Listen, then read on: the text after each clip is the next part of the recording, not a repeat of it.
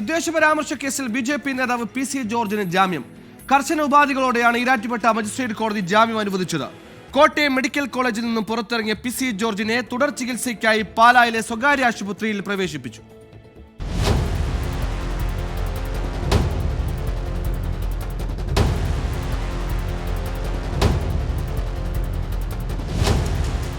സമാന വിദ്വേഷ പരാമർശങ്ങൾ ആവർത്തിക്കരുതെന്ന കർശന ഉപാധിയോടെയാണ് PC ജോർജിന് ഈരാറ്റുപേട്ട മജിസ്ട്രേറ്റ് കോടതി ജാമ്യം അനുവദിച്ചത്. പിന്നാലെ പാലാ ജയിലിൽ നിന്നും റിലീസിംഗ് ഓർഡർ ലഭിച്ചതോടെ PC ജോർജ് കോട്ടയം മെഡിക്കൽ കോളേജിൽ നിന്നും പുറത്തിറങ്ങി. രാജ്യവിരുദ്ധ ശക്തികൾക്കെതിരായ പോരാട്ടം തുടരുമെന്ന് PC ജോർജ്. ഭാരതത്തെ നശിപ്പിക്കാൻ രാജ്യദ്രോഹ നടപടികളുമായി ആരിറങ്ങിയാലും ആ ഭീകരവാദികൾക്കെതിരെ ഞാൻ തുടങ്ങി വെച്ചിട്ടുള്ള ശക്തമായ നടപടിയുമായി ഒരു സംശയം വേണ്ട, തന്റേടമായി മുമ്പോട്ട് പോകും. ആ കാര്യത്തിൽ ഒരു വിട്ടുവീഴ്ചയില്ല.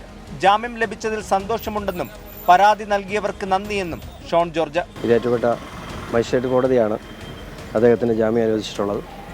അതിനുള്ള സന്തോഷം രേഖപ്പെടുത്തുന്നു. ഹൈക്കോടതി പരാമർശങ്ങൾ ഉൾപ്പെടെയുള്ള കാര്യങ്ങളെ സംബന്ധിച്ച് മേൽക്കോടതികളെ സമീപിക്കും. അതേസമയം വ്യാജ മെഡിക്കൽ സർട്ടിഫിക്കറ്റാണ് PC ജോർജ് ഹാജരാക്കിയതെന്നാണ് പരാതിക്കാർ പറയുന്നത്.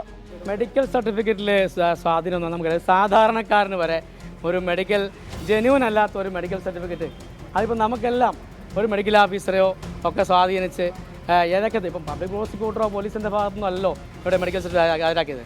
പ്രതിഭാഗം അഭിഭാഷകനാണ് കോടതിയിൽ ഹാജരാക്കിയത്. മെഡിക്കൽ കോളേജിൽ നിന്നും പുറത്തു വന്ന PC ജോർജിനെ കൂടുതൽ ചികിത്സയ്ക്കായി പാലായിലെ സ്വകാര്യ ആശുപത്രിയിൽ പ്രവേശിപ്പിച്ചു.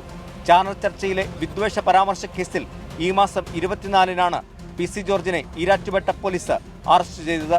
ഹൈക്കോടതി മുൻകൂർ ജാമ്യാപേക്ഷ തള്ളിയതോടെ PC ജോർജ് മജിസ്ട്രേറ്റിന് മുന്നിൽ കീഴടങ്ങുകയായിരുന്നു. 24 കോട്ടയം.